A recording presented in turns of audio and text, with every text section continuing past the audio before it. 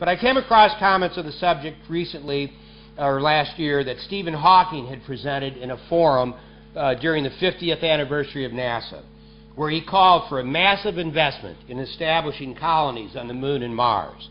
The renowned University of Cambridge physicist is in favor of colonizing space as an insurance policy against the possibility of humanity being wiped out by catastrophes such as nuclear war, climate change, or the potential of a strike by an incoming asteroid.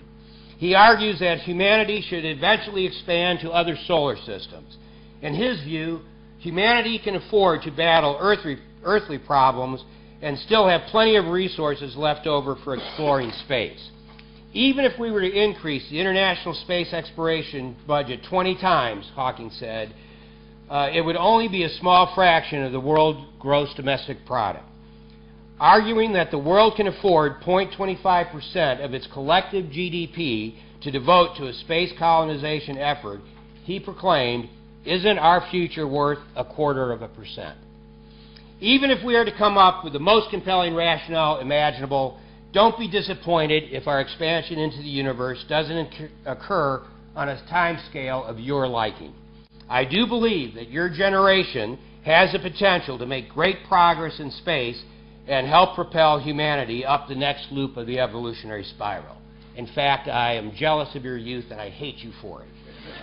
However, just don't be discouraged when challenges and barriers delay your progress along the way. You've got to keep the faith.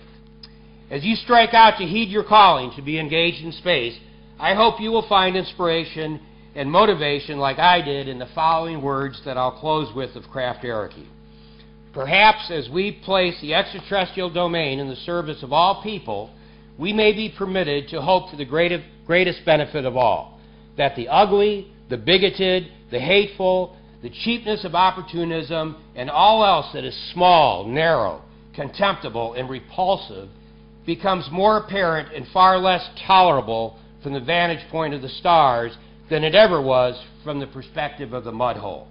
After all, should we not take a cue from the fact that since the beginning, man has placed his dreams and aspirations among the stars and his nightmares into the caves from whence he came? Thank you for your attention. Have a great symposium and see you in orbit.